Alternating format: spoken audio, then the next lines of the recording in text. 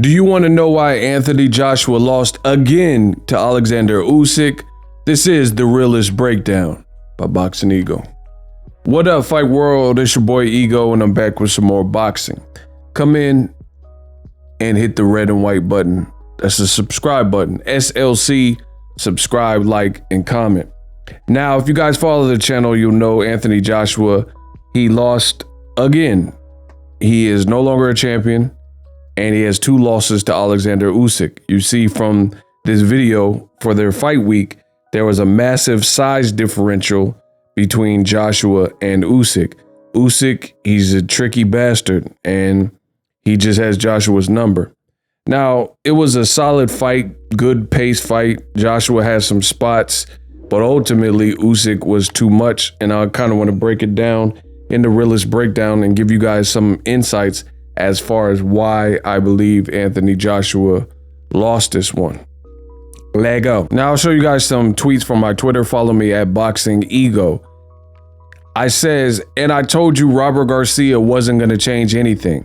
LOL. Great trainer, but number 1, he only has 6 to 12 weeks to fix AJ. Number 2, Robert Garcia can't make AJ's temperament into a killer, especially in that space of time. AJ, after losing, lacks some confidence and doesn't have the dog in him.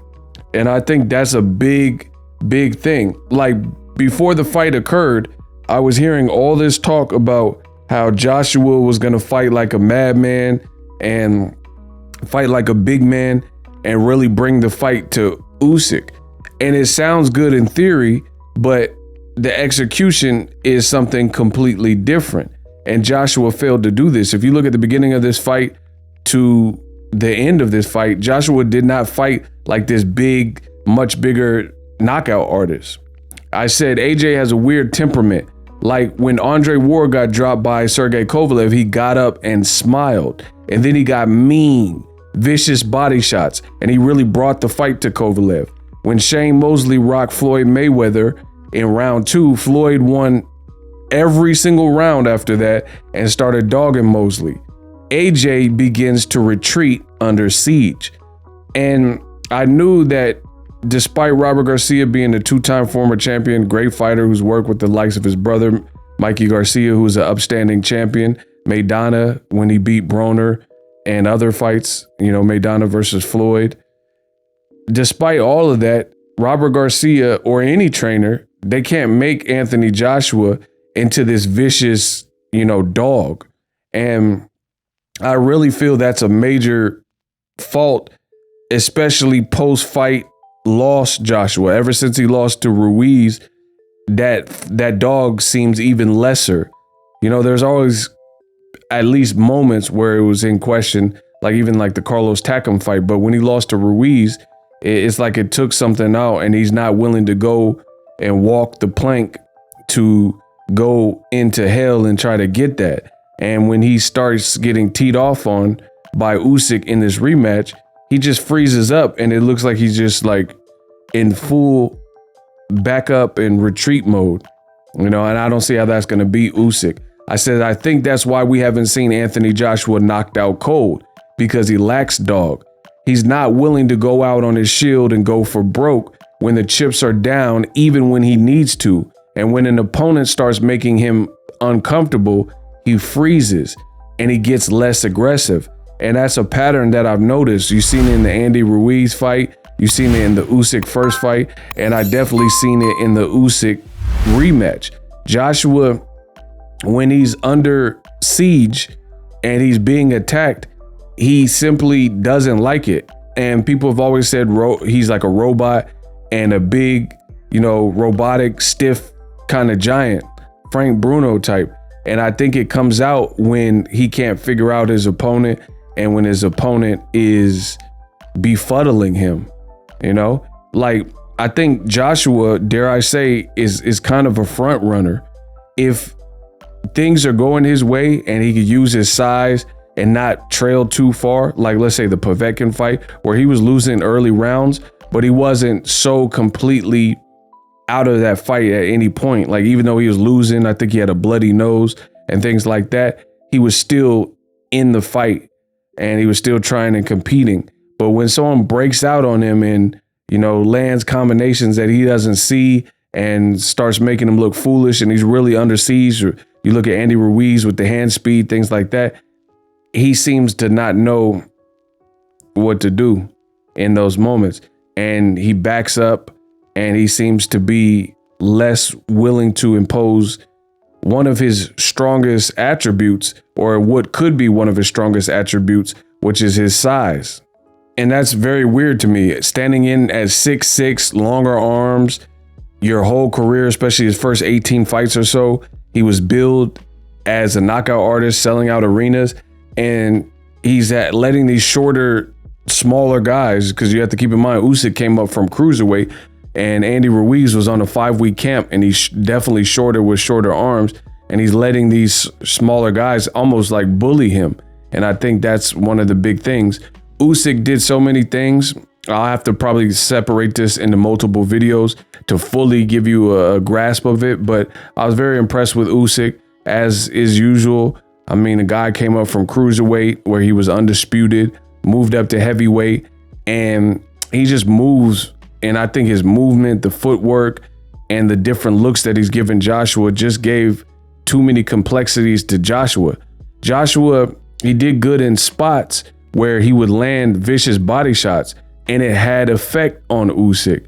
But again, going back to my initial point of Joshua lacking that killer instinct and that dog, is Joshua would do some of the weirdest things where he would land these vicious body shots as the bigger man, as the stronger man, as the stronger puncher, and then he would just refrain from doing it.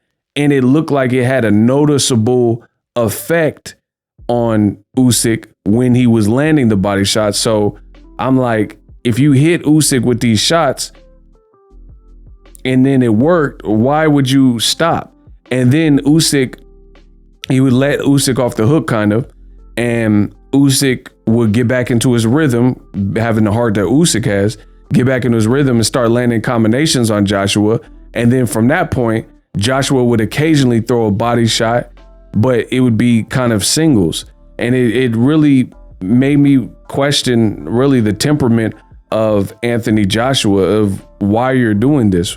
Like, I can't really fathom the instruction or why you were fighting somebody doing something, seeing is yielding results, and then you just abandon that. Like, you're going to the body, hurting him, and he's smaller than you, and you're having the best effect that you had on Usyk weren't headshots. It wasn't when you were backing up. It was when you were like either countering or marching forward, and then you were landing body shots, landing stuff in body shot, and then he would just space them out. It's just really bizarre, in my opinion, from Anthony Joshua. And again, I think that's his temperament. And it's ironic that I'm great at what I do. And I told you guys that for a long time. This was an easy fight for me to predict. I've never wavered from what I've initially said. I picked Usyk in the first fight, and I picked him in the second fight. And not as anybody could pick a fight. So get that out of your head. A 50-50 fight, if it's two people, anyone can win. 50-50, got it. But if you listen to those past videos where I illustrated, I gave you details and a snapshot of why I believed Usyk would win. And it was those things that really showed up. So I advise you guys, if you doubt it, you can go back to the drawing board and listen to those past videos where I illustrated why he would win. And a lot of it showed up. Joshua's temperament. They kept saying that Robert Garcia was going to do all this stuff. I don't see how you're going to make someone into this big bad wolf bad guy just because Joshua's big, if that's not his temperament, since he lost to Ruiz. And I've made this suggestion a long time ago, really. Joshua, people have been saying he should have left Rob McCracken, and he chose loyalty over doing that. And I really feel Joshua, if he really was serious, when he first started becoming big and making millions and stuff like that, before he fought Klitschko, I'm talking about, he should have came to America and got with an American trainer. That would have been his best bet, because he has natural ability, natural strength, natural size. He has Olympic experience. You know, he's tall, things like that. That would have been the best thing. Like if he would have got with Robert Garcia before the Klitschko fight, like Maidana got with, see, this is kind of the same thing. Maidana got with Robert Garcia. I think it was it was after the horrible performance with Devin Alexander. See, I know my boxing. Maidana looked horrible, and I think was even considering retiring because he looked so bad versus Devin Alexander in that loss. Then he tried to give it one more go, and he got with Robert Garcia. This was right before the Jesus Soto Caras fight, if I'm not mistaken, on the Canelo versus Jose Cito Lopez undercard. This is all off the top of my head, so don't quote me on it, but you know, I'm boxing's encyclopedia. So Robert Garcia had time to work with Maidana for several fights. So by the time they got to Broner, Maidana was full ready because he was integrated in that Robert Garcia's system and gym and worked on his cardio, worked on his jab a lot, and he became a better fighter over those years with Robert Garcia. See, same thing could have happened with Joshua. If Joshua would have got with an American trainer like a Robert Garcia much sooner, you don't wait till you lose and you're in a do or die position, and then you want to get with Robert Garcia because he's not a miracle worker. He's a great fighter, former fighter, and you know it's going to take time. It really takes time to get that chemistry together. And this is all the stuff that I said. Joshua, he should have came to America and got with an American trainer a lot sooner. Somebody, Floyd Sr., Robert Garcia, Virgil Hunter, whoever, you know. But Usyk, too talented, too skilled. The movement, the footwork, he just gave Joshua different looks, and he has heart. He's not going to just sit there. And even when the going got tough, Usyk showed you his resolve, and Usyk showed what his fortitude is like. And it just it's at a he just wants it more, you know. It's at a higher level. And I don't want to steal the thunder for some of the other videos that I'm gonna make, but Joshua, a lot of people are giving him all this credit in a loss, and it's like it's mostly old media and saying he looked so good and you know it was an excellent performance. It's like, where they do that at? It's only in British boxing or certain old media favorites where you get all this praise and props for losing. You know, I didn't see these monumental improvements. I seen a lot of the same flaws. The only difference is he hurt Usyk to the body. So, you know, he was trying, but the meltdown at the end, he kind of lost it. And he put a lot of pressure on himself going into an immediate rematch. Now there's no more rematch clauses to save you. Usyk is free to move on with his career. He could fight Tyson Fury. He could fight Wilder. He could do whatever he's going to do. And, you know, Joshua's just kind of stuck holding that L. And it just shows that, you know, Usyk is too much and he can't beat Usyk. You had 24 rounds to do it. One was at home. You had a hometown advantage and you came up short both times. Boom. Anyway, I'll break this down more. SLC, subscribe, like, and comment. And I'm out.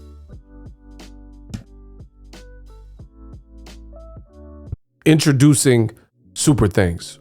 Right here on the official Boxingego YouTube. Super Thanks allows you, the viewers, to show a little bit of extra gratitude, which enables me as a full-time content creator to push out the content you need in the world of boxing. Underneath all the videos, you will see a heart with the $sign in it. You can enter any amount that you find suitable as a super thanks. A brand new interactive and colorful way to get your comments highlighted and noticed by not only myself, but other people on the YouTube platform. Super thanks, a unique and cool way to show and applaud us full-time content creators. Hopefully you guys enjoy the content. Super thanks. The future is now. The Hibernation 5s by Kenichi Bear. Hybrid gaming and lifestyle headphones. Out of the box, you can connect to any console or PC. Bluetooth ready with a low latency USB adapter, color RGB, and extreme bass mode. The Hibernation 5s adjust to you. Whether you need a gaming, travel, gym, or lifestyle headphones, the Hibernations got you covered. The new Hibernation 5s, link in the description.